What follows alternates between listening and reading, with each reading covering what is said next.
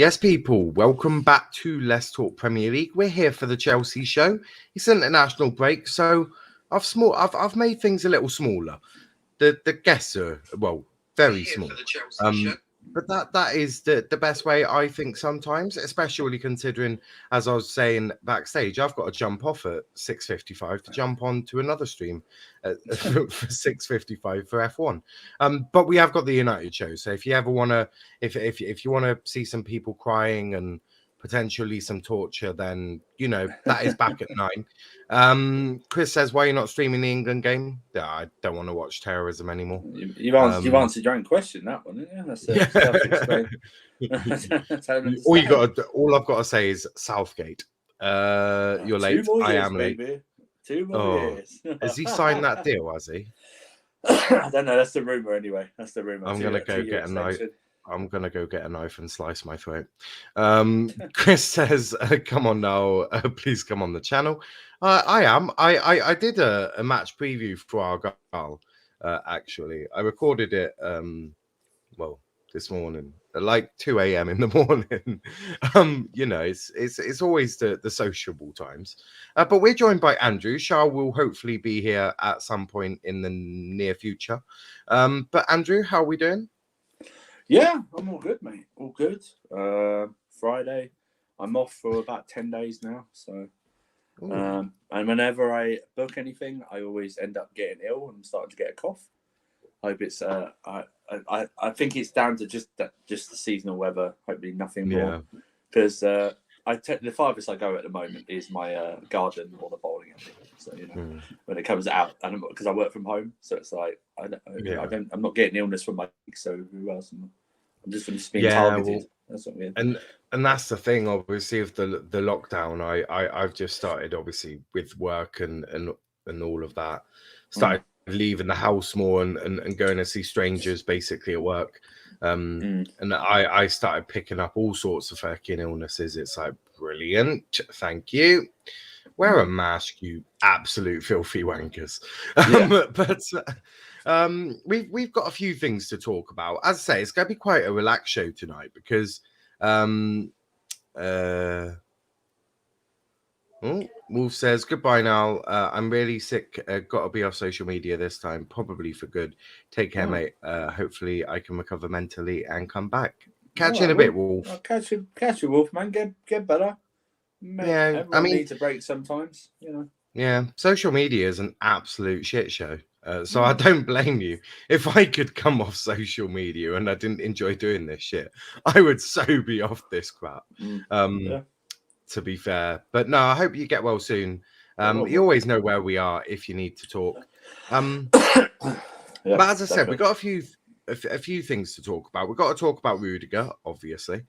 We've got to talk about Christensen. Because he's apparently chucking some shall we say stumbling blocks in contract negotiations now. He's like, oh, what's Antonio doing? I'll do the same. And then we're also going to talk about Frank Lampard because there is potential for him to become the new Norwich manager, which obviously links with one of your players that are on loan there in Billy Gilmore. I've heard that Frank Lampard's going to try and get Mason Mount on loan to reunite his son, son with the father. And the Holy Spirit. And was there? Tuchel's won Manager of the Month. So Chelsea are now guaranteed to lose the title and probably lose every game in November. It's okay, Andrew. I'm also fucking well fucked off because Ryan Lowe picked up Manager of the Month as well for our goal, which guarantees us to lose against Accrington Stanley on tomorrow. That would, but I don't know if the international break negates it because it's 2 weeks in between. Well, I don't know. Well, aren't you a lucky fucker? Because we got to play them tomorrow. That's what I mean. Usually it's like as soon as they announce it, there's a game right after, and then in multiple times that team's then lost, and it's all gone down to that. Yeah. Well, hopefully, if we can win and continue going on a winning one, maybe we'll break the curse for you. You never know. Russ says, sorry to hear that, Wolf. Hopefully we see you soon again. Absolutely. Yeah. But let's talk about Rudiger. Chelsea officials are growing increasingly fearful over Antonio Rudiger's ongoing contract saga, according to reports. Rudiger's current deal at Chelsea expires in the summer, meaning he'll be able to negotiate freely with other clubs in January onwards. The Germany international joined Chelsea from Roma in 2017 and has developed into one of the best centre-backs in the Premier League under Thomas Tuchel. But according to a report in Telegraph, at present, there's been no progress on a new contract for Rudiger, leaving the Blues officials sweating. The 28-year-old is said to want a weekly wage of 200k a week, while the length of his contract is also said to be a problem. So I guess the question, Andrew, is Rudiger at the age of 28, considering he's had one good season, I think, worth 200k a week? I think at the moment, I have to lean towards yes, only because I don't think there's a lot of depth out there in the market for an experienced guy at 28, a defender like that. They're either like Thiago Silva's age, or they're like up and coming, like 23, 24-year-olds, younger than that, and maybe they don't have enough experience. So he's really in like a real class of his own when it comes to his profile and everything like that. 200k a week. I mean, in the summer there was rumours we were going to sign Koundé for about 40 million, 50 million, and pay him near enough 200 grand a week. So, but then Chelsea only pay what they think someone's worth. So, it's his last big contract. Is his last big contract? Yeah. Yeah. Well, someone upstairs thinks he's not worth 200k a week. My I have no problem with players leaving. It's what they've done is, and they haven't done this before ever really much in under Roman, is they've allowed a contract to get down to 6 months, and they've done it twice, haven't they? Yeah, that's what I mean. Got Christensen's contract is pretty much that's up in the summer as well, and we'll talk more about that. But the length of the contract now, I can't. What could that possibly be? I'm guessing Rudiger's probably going to want between a 3 and 5 year deal. Yeah, I presume he's not. The rumours are he's not going to want extension. Well, that seems fair to me. So how is a 4-year extension gonna? Because at the age of 28, 4 years puts him to 32. Looking at Thiago Silva, you can probably go for a little longer than 32. But I know they've got this whole, over the age of 30 sort of stuff that they don't really like, offering older players on contracts. Yeah.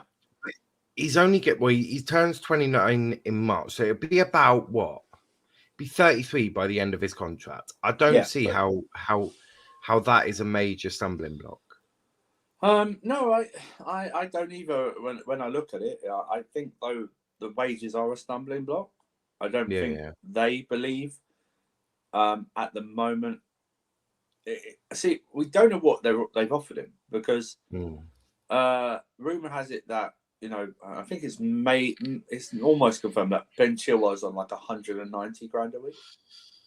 So imagine, and I don't think it's aimed at Ben Chilwell, but imagine Rudiger, who is a mainstay in the team, looking at it and maybe offered less what others aren't. Like the others aren't playing are on more. So, for instance, and it's not really against them because Chelsea gave them the wages, so they can't really have any issue. Like, say, like the way Callum's deals worked out, like near enough, like between 150, 180 grand a week in and out of the team. Like maybe Werner in and out of the team, Havertz in and out of the team. Like what Ben Chilwell's on, stuff like that. It's he's got every right to ask for it. That's the whole point. I wonder if he's asking for something and he knows he's not going to get it, but they're not even willing to negotiate. Do you know what I mean? They go, take it, leave it, like that. Weird. But that would seem like a very weird negotiating tactic for Marina, and she's normally praised to the hills and back in terms of negotiating. But if she's really not prepared to go much higher than what she's offering, or the contract, or whatever, I think she could be making a big mistake, as C1 says here. Rudiger's leaving, man, is so annoying. This guy deserves a 200k a week contract. Russ says the fact that we're squabbling over this amount whilst considering spending 60 million on other defenders baffles me. Yeah. Rudiger and Lindelof swap deal. Do you know what? Lindelof does quite well under Tuchel. Honestly, genuinely. I actually, people joke about this, but I genuinely think Thomas Tuchel will turn Lindelof into one of the best centre-backs in the league. Yeah, he might not be physically strong, but you put him in the middle of a back three of his passing range, Jesus Christ, he'll unlock some defences for you. What, one of them beautiful Pogba-esque balls that Lindelof can put through to a Paul into a Lukaku or a Mount. Yeah, I think Lindelof would do quite well under Tuchel. Basically, most United players would do quite well under a manager. Just saying. Big up to DC. Russ says also, if you look at the money some of our other players are on, it's crazy they won't give him what he wants. Yeah, it is mad. Steven Gerrard slipped on his ass. Love it. Hold on, he's your manager. Wait, is DC a Villa fan? Or? Yeah, pretty sure he is. Winter Surfer Rudiger has been our best defender this season and one of our best players this season, or last season and this season. He deserves his pay, especially when you look at other players are getting. As it's sort of what you touched on, isn't it? In terms of very much so. Hudson Odoi's on a fair amount. You know, Chilwell. He's going to be looking around, and this is, you know, you get that in most workplaces. You always compare what you. Malang Sarr's on 120 grand a week. Oh my Lord, Jesus Christ! You're joking. No, free transfer. He's on 120 grand a week. Who the fuck offered him that? Well, I presume the board, Marino, whoever done that, they sanctioned that. It's a free transfer, so you know, you can understand Rudiger. Because I think he's on. Oh my Lord! 100. So, yeah, he's on that. Yeah. They put that on paper and thought, "Oh yeah, we'll sign that off, not a problem."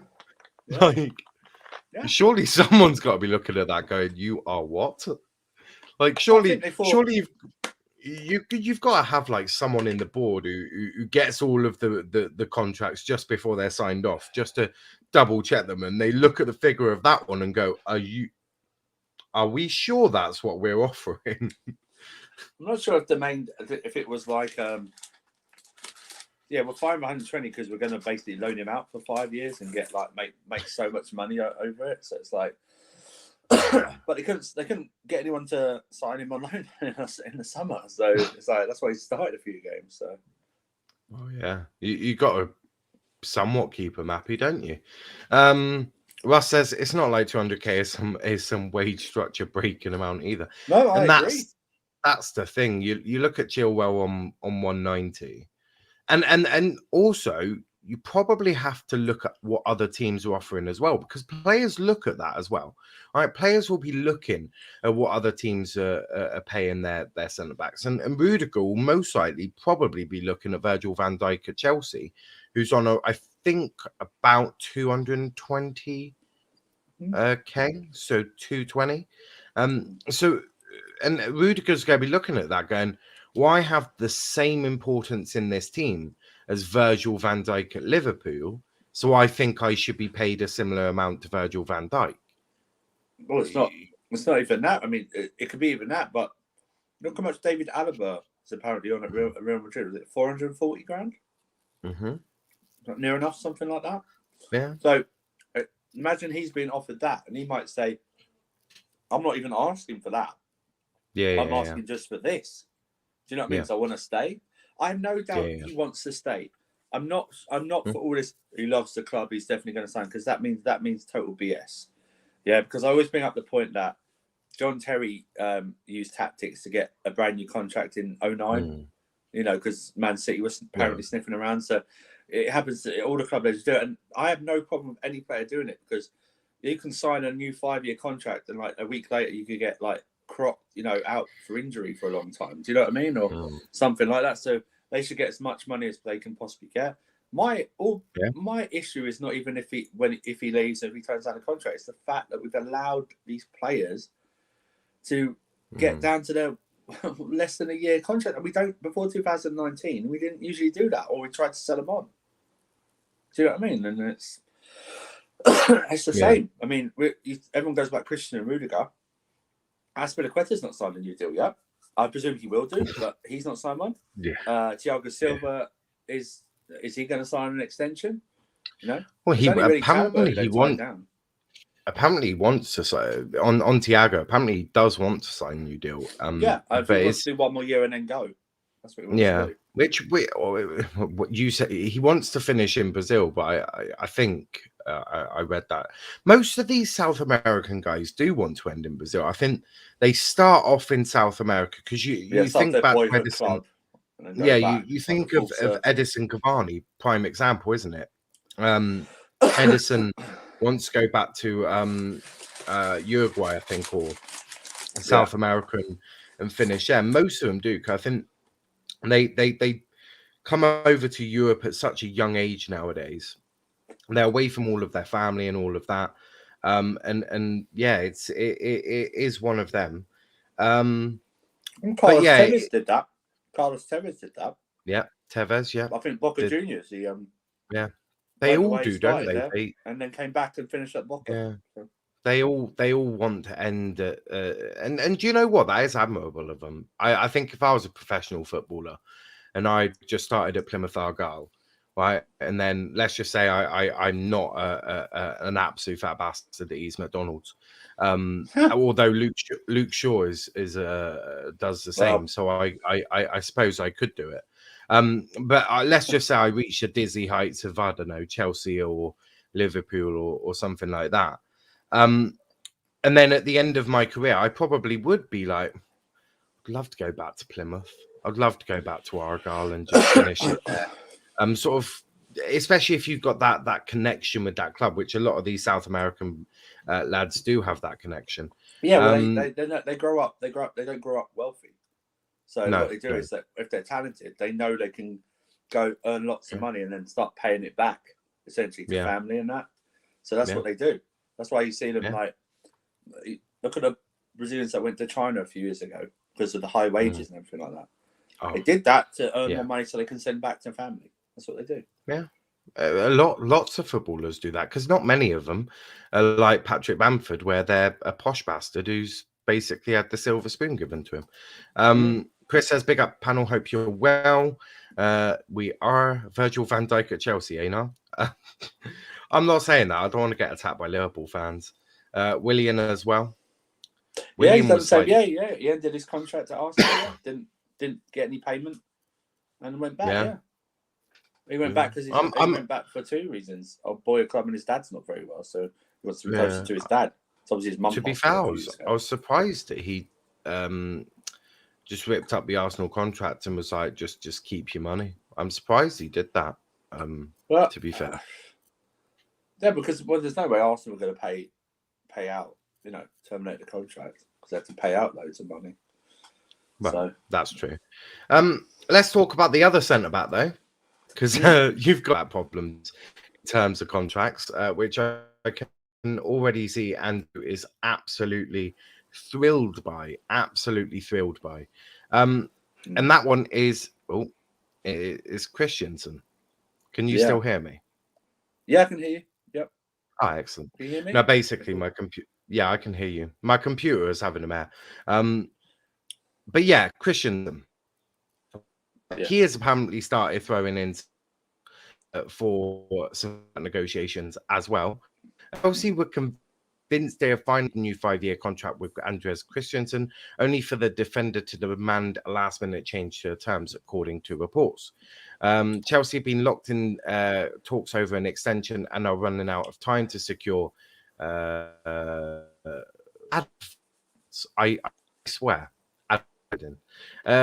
Chelsea have been locked into an extension with Christian with foreign clubs onwards. According to the Telegraph, Chelsea's hierarchy thought they had agreed a breakthrough in negotiations and were on the verge of getting the defender to commit a new deal. Chelsea Christensen was set to land a bumper pay rise and put pen to paper on a 5-year contract with everything agreed, only for a goalpost to be changed. Right. The Denmark international agent initially made a series of 11th hour adjustments, most of which were minor, before demanding the contract be reduced from 5 years to 3 years. The proposal stunned Chelsea, who were absolutely unwilling to agree a relatively short deal for a player entering his prime years, whilst they would practically need to begin negotiating fresh terms almost immediately. Yeah. The length of the deal is now a major stumbling block in talks, with Chelsea unwilling to back from their original 5-year proposal. If they cannot find a compromise with Christensen, will almost certainly leave the club on free transfer. So, talk to me about Christians. What's your viewpoint on this one? Another. We'll go into later. I think this is a legacy of Lampard and the board working together and their time there. They've allowed these contracts to go down. The two players we're talking about were not featured under the former manager a lot, and probably thought, I don't know why they still did this. They don't usually do with other managers, but they went along with it. But they've allowed the contracts to run down. This Christensen deal is eerily like a FIFA contract. When you offer a player they come in, they either say they want a 3-year deal, or you offer them a 5-year deal and go, no, I want a 3-year deal, and then you just compromise and give them a 4-year deal. Now, there's no way Chelsea are going to re-sign him for 3 years, because absolutely right. Because essentially they'd have to negotiate again in a year, because he's got 2 years left then on his contract. Yeah. And also maybe a 5-year deal. What they're thinking is, because he's 25, 5-year deal takes him to 30, right? And Chelsea's stance usually for 30-year-olds is 1-year deals, maybe 2 at a push. And maybe they're thinking... they basically treat over 30s like absolute shit. And maybe they're thinking, his camp is thinking, we'll do a shorter one because we want to get bigger wages when he's like 28, 29, something like that. Maybe it's that. And I just think a compromise... I think a compromise will happen in this one, unlike the Rudiger one, because I don't think it's... I think he's not asking for astronomical... not that Rudiger is. No. He's not... I think they've agreed the wage. So the wages are not a problem. I think it's more the time, the length of the contract. My overall concern is with these two players is that if we lose both of these players, I think Chelsea have to buy at least 2 defenders in the summer next year, at least. And that, we've already seen, that could cost over £100 million in transfer fees. And I'm okay maybe just buying one if like Christensen signs. You got to get re-signed Thiago Silva. You got Chalobah there, another year's experience. You've got Azpilicueta can play there, reset at times. You know, Sarr, and then you maybe promote one is what you promote another one who can just join around the squad. But 2's a hefty chunk, especially when I think we might need improvements in other areas that I would like to spend money on. Do you know what I mean? And so like, now £100 million on 2 defenders, and it's not like even. It's not even like that. It's 1 first team player and 1 squad player. It's two very important centre backs that have been mainstays of Thomas Tuchel's defence for a long time. For me, they're the first two. They're the first 2 picks. The only thing that I can think of is because Tuchel's not, locked down to a back 3. He has played various formations at various different clubs. Do you think if you did lose Rudiger and Christensen, it is a time where Thomas Tuchel, because I think at some point teams will work out how to stop the back 3. So it's always really important to to remain on top of your tactics and freshen them up. I mean, Fergie, who had been a manager for 25 years at United or something, or 23, was always, you know, changing things up. Mourinho comes in, Fergie goes to a 4-3-3. So he was always changing things and all of this. Do you think that if you were to lose Christensen and Rudiger, that Thomas Tuchel might be able to go, okay, that's fine. Well, we'll go get 2 centre-backs who I feel can do a back 4 and then move to a back 4 and try a 4-3-3 or a 4-2-3-1, however he wishes to do it. Do you think that he might decide, okay, well, obviously he's not going to decide it on the contracts, but do you reckon he'll be like, okay, we've lost them 2, we'll go to a back 4 now and we'll change ourselves up? I don't know, because I'm leaning heavily towards no, only because we were linked with possible right wing backs in the summer. I know Hakimi didn't really work out, but maybe try and like Traore there from Wolves or something like a wing back. We were linked there, and I don't know if he is ready to do that, because in the current system that we have, 3-4-3, the pivot changes a lot. It's not just 2 defensive midfielders. It's like Jorginho and Kante, sometimes like Kovacic in there. You've got now Ruben Loftus-Cheek who's playing there as well. He's a different type of midfielder. So I don't know, because he plays this formation all the time. It's either this or a 3-5-2. He switches it to a 3-5-2 sometimes, and we've seen mixed results with a 3-5-2. But I think he's married to the 3 at the back, definitely, at the moment. I think he's married to, let me put an emphasis. I think he's married to it this season. And I think he's going to wait and see what we come out with, like if we come out with any more trophies. You know, and then he might go, okay, so I know the guys can play this system. I'm confident in these guys, you know. And now we're going to try doing other systems. So you did play a few other formations in the summer, like a 4-3-3. And I played a 4-2-2 in a behind the doors friendly, but he's not really switched up that much apart from 3-4-3 to 3-5-2. Really. Well, he is very flexible or with his formations. 3-4-1-2 or something like that. And yeah, he is. For me, he is very flexible with formations and tactics and all of this stuff. He has always been, for me, quite a flexible manager. I think, yeah, you are right. He won't change it this season. There's no changing of it this season. That would be an absolute absurd decision and would be arguably one of the dumbest things he's ever done as a manager. But I do think that maybe in the summer he might look and go, and the thing is, by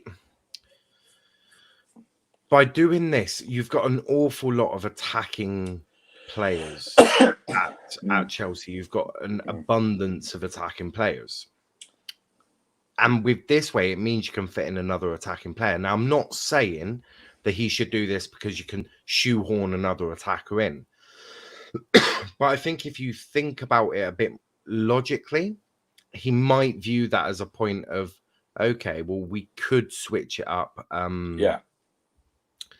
It's one of them that might happen, might not.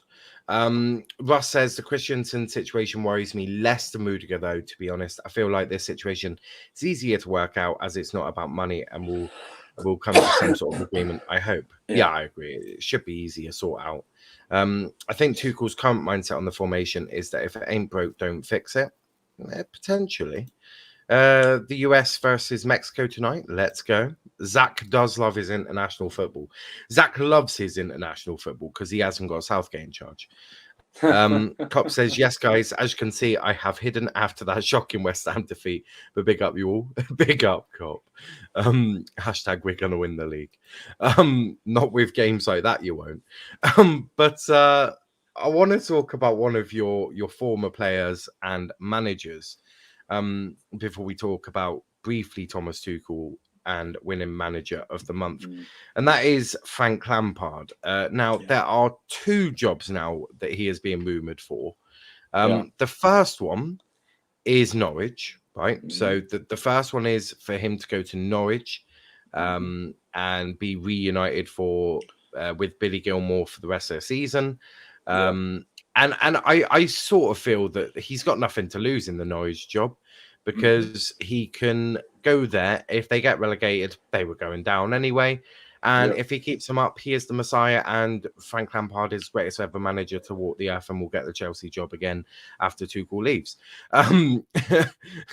Sort of, that's pretty much the way that Chelsea fans will probably think.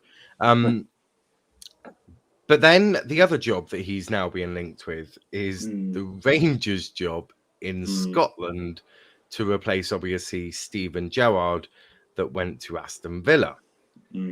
Now, that one for me poses a lot more risks than the Norwich one, and I'll explain why. So, risk number one is, if he does not win that title where Gerrard has left Rangers, people are going to look at that and go, well, Gerrard won 55, so how come you couldn't win 56, right?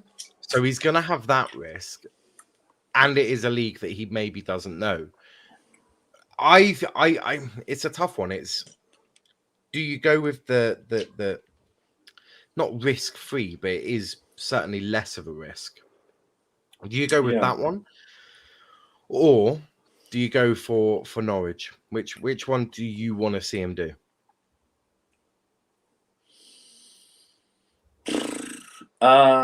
You're right. It's a very strange. If you're just talking about clubs, I'd pick Rangers, obviously. But if you're talking about leagues, and I know they're going to get relegated anyway. But they might not. Okay. If I was Norwich, I'd be already planning relegation, and I'd be. I don't know if I'd probably take an interim and then appoint Dean Smith in the summer, something like that, because he has got them out before, or some. I think Frank's got to realise if he goes to Norwich, even if they get up, they're not going to spend a lot of money, right? So in his young career, does he have? I know he gets credited for bringing the youngsters through. He selected them. That's fine. I think he had less to do with that than people realise. Really, I know he played them, but it's not as if he was there years developing them. Do you know what I mean? Does he have the patience to be in a relegation scrap every time he comes up from the championship? Does he have the patience to go for a championship? It's the hardest league to get out of. I don't care what anyone says. It's the hardest league, because you're literally playing Saturday, Wednesday football for a majority of the time. To be fair, it is difficult if you're not Norwich or West Brom. That's true, and they'll get the parachute payments and everything like that. Oh, but yes, even then, those lovely parachute payments that absolutely fuck the rest of the EFL over. But exactly. Please do continue. The Rangers job poses a lot of problems. One being, do you really want to follow Steven Gerrard? In terms of, I know he won the league, but Lampard and Gerrard, even now as managers, are so linked to each other like they were as players. So essentially, I know Gerrard won the league, but essentially they're peers, right? So he has to go in there and Rangers and do an even better job. But how do you do a better job of going undefeated and winning the league? The only way you can do that is what? Win the treble? Well, win the treble, get into Champions League, which Gerrard didn't manage to do. Gerrard didn't, that's right. But he had some good European results in the Europa League. And I know Frank's got did he get to quarters? Quarters in Europa? So. I think so. Yeah. But the thing is, I'll ask United. They know quite a bit about the Europa League. I'll ask them at 9. But, I think there's still all about ego though. Yeah. Does his ego? Because I think I read earlier this afternoon that I think he's pulled out, but I think he's taken himself out of the race for Norwich. Yeah. So I think he will go. I think now he will go to Rangers because of that. It's a very risky. His next job is risky because he failed. I was wanting to go to Celtic in the summer. Well, I think that's even more risky, to be honest, because they really are dog shit at the moment. Gerrard was at Rangers at the time. I wanted him to go to Celtic. God, yeah. What, and have skulls at Hibernian. That could work. Yeah. Berhalter is worse than Southgate. No one can be worse than Southgate. Starts Oh, I don't MLS know. over guys over Champions League starters Yeah, sometimes. yeah, he does. Yeah. We started Tammy Abraham over Mason Greenwood, so I realised that. Um, I will fucking die if we drop points to Arsenal. Friends will fucking kill me. And what is this Rudiger news? Basically, Rudiger's left. I like Rudiger as a player. Me praying another injury season breaks out with AFCON coming up. Bloody hell. I'm back. Are you streaming the England game? I couldn't be bothered to watch England Albania. I'm very, very sorry for this disappointing news. I can't watch Southgate football at the moment. Not whilst he's continuing to disrespect Mason Greenwood to the point where Mason Greenwood's like, nah, fuck this shit. I'll stay at home, play FIFA. England matches are shit this window. They are. It's San Marino and Albania. I am so excited, guys. I'm joking. Yeah, that is exactly what I did when I looked at the two fixtures. I was like, am I going to cover them? Probably not. No, there's a paint drying channel somewhere, surely. It's a paint drying channel there's somewhere. We'll start one. I'll paint my wall. Yeah. And we'll just watch it dry.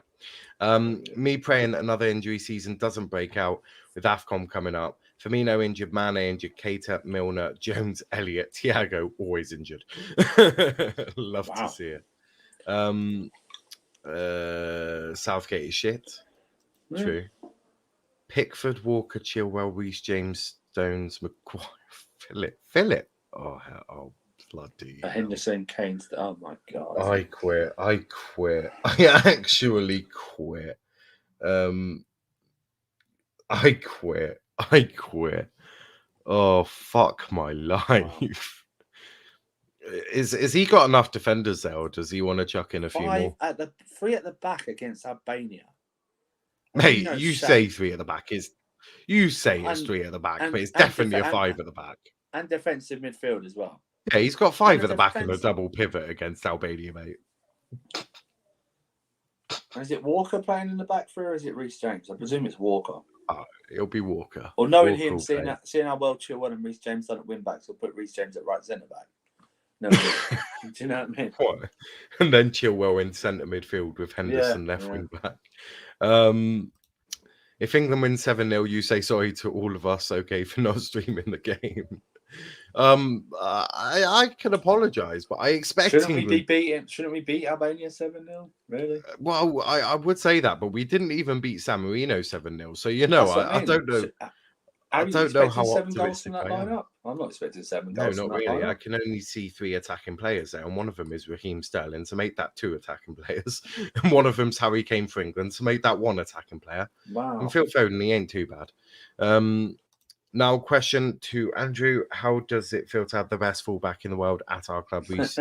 Tank Engine James. It's good. It's good to wind up other. It's good. He's very good. You know what? He's exceptional, and I think he can get better. That's the scary thing. He can get better. He's only 21. Is he as good as Wan-Bissaka? No. You know why? Because no one backs off a cross like Wan-Bissaka does. You know what I mean? No one backs off like he does, man. I would say. Lampard would have considered Villa, but Villa were clearly after Gerrard and Gerrard only. Yeah, you could say that. 9-0, okay. Yeah? You say sorry. So I'll say sorry at 9-0. Yeah, absolutely. I don't see us scoring 9 goals. I didn't even see us scoring 7. I won't waste my time going to watch England, Albania. I only watch England in major tournaments. Yeah, I'll watch them sometimes, but I have got Formula 1 that I will be streaming at 7 anyway. So, or 6:55. But that's much more interesting because actually it is.